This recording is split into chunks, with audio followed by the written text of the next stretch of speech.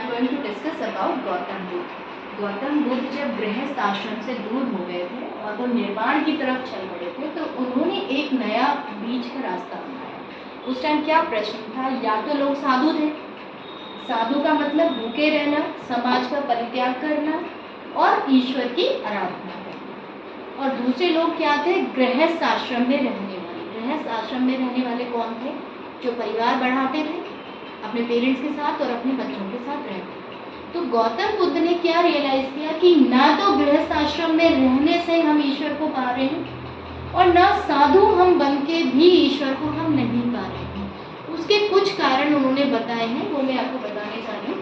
तो गौतम बुद्ध ने एक नया चर्म चक्र उन्होंने बताया कि उससे आप कैसे ईश्वर को पा सकते हैं. तो उन्होंने क्या बोला कि आप भक्ति करिए, संसार के बीच में रहिए, लेकिन कर्म करिए. और वो कर्म आपके कैसे हो वो मैं आपको बता रही. कि भूखे रहने से कभी ईश्वर नहीं मिलता. ईश्वर सच्चे कर्म करने से, सात्विक भोजन करने से, अच्छे कर्म करने से ईश्वर मिलता है. क्या बताया उन्होंने सबसे पहले कहा कि सम्यक दृष्टि होनी चाहिए. सम्यक यानी समान. सम्यक दृष्टि कैसे होनी चाहिए कि हमारे अंदर ये नहीं होना चाहिए ये अपना है वो पराया है, ये फीलिंग नहीं होनी चाहिए. सबको समान दृष्टि से देखो. आपका रिलेटिव है तो भी वही, आपका दुश्मन है तो भी वही. सबको समान दृष्टि से उसकी अच्छाइयाँ देखो, उसकी बुराइयाँ नहीं. और समान है, हम सब ईश्वर की संतान हैं और हम सबका एक बराबर रेस्पेक्ट ही हमको करना चाहिए. भेदभाव नहीं होना चाहिए, जाति पाति का, ऊंच नीच का भेद नहीं करना है. सम्यक दृष्टि रखिए, सबको समान. उस टाइम भी क्या होता था, कहने को वो लोग साधु थे, लेकिन साधु होकर भी ऊंच नीच का भेदभाव था कि ये छोटी जाति का है तो इसके हाथ से पानी नहीं पीना, ये मेरे लिए खाना नहीं बना सकता, ये मेरे आश्रम में नहीं आ सकता, ये पूजा नहीं कर सकता. ये भेद उस टाइम भी था. तो उसको उन्होंने दूर करने के लिए क्या बोला कि सम्यक दृष्टि रखिए, सबको समान समझिए.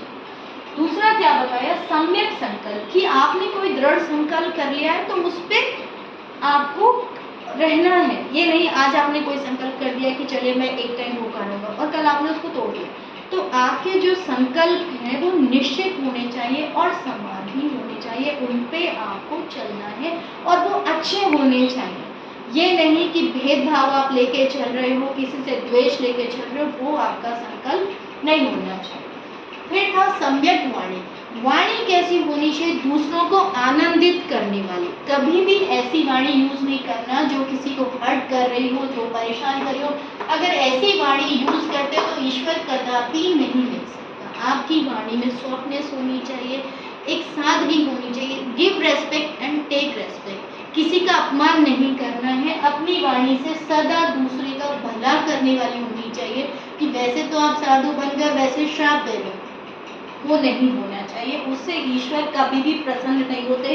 ये तो भगवान कृष्ण ने गीता में भी कहा है कि अगर कोई कितना भी बड़ा साधु हो और वो किसी को श्राप देता है तो उसके सारे पुण्य कर्म उस साधु के उसी क्षण समाप्त हो जाते हैं. तो उन्होंने क्या बोला कि वाणी अच्छी रखो.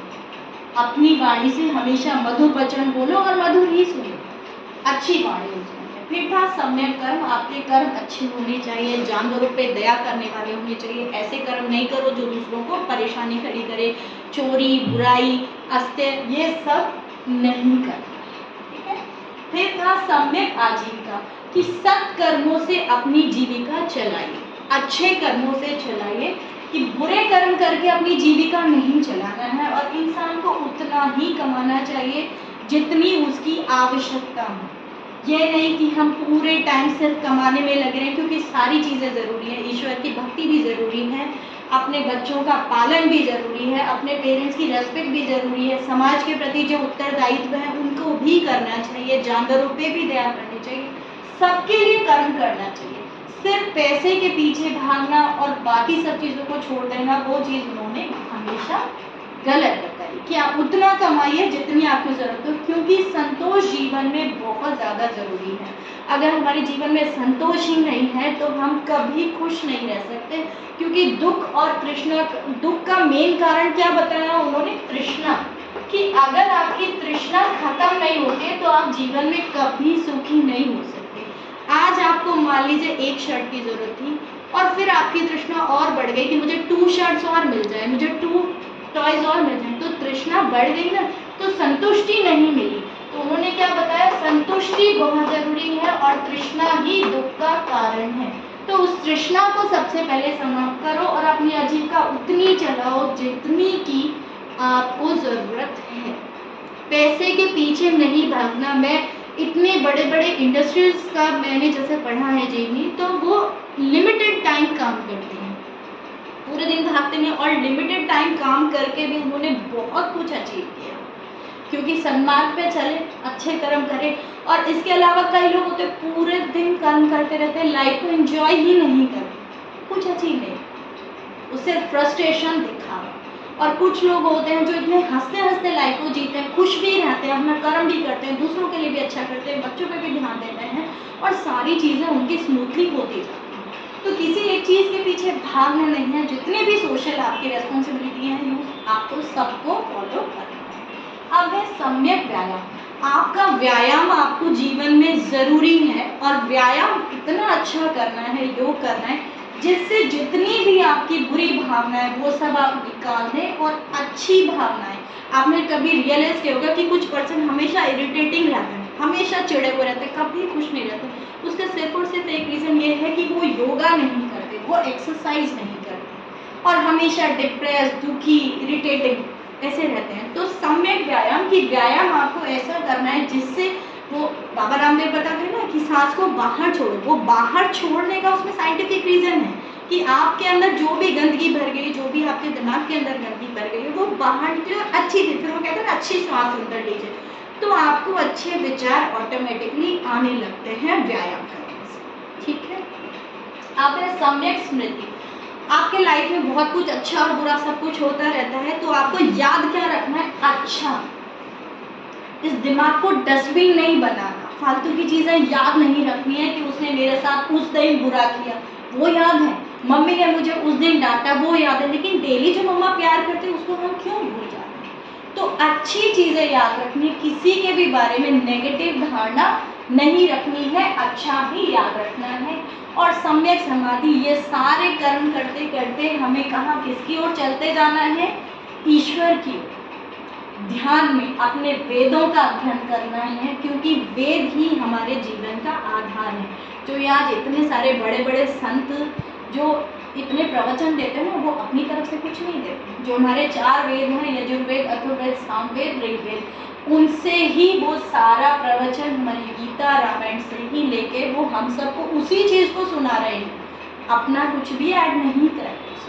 तो हमें अपने कर्म करते करते कहाँ जाना है, ईश्वर का ध्यान लगाना है, सन्मार्ग से पैसा कमाना है, अच्छी चीज़ों को याद रखना, और लास्ट में हम कहाँ पहुँच जाएंगे, ईश्वर के चरणों। तो उन्होंने क्या सिखाया कि आप गृहस्थ रहकर भी ईश्वर को पा सकते हो, भूखे रहने से ईश्वर नहीं मिलता। गृहस्थ रहकर सब अच्छे कर्म करके, क्योंकि अगर सभी साधु बन जाएंगे तो इस संसार में रहेगा कौन।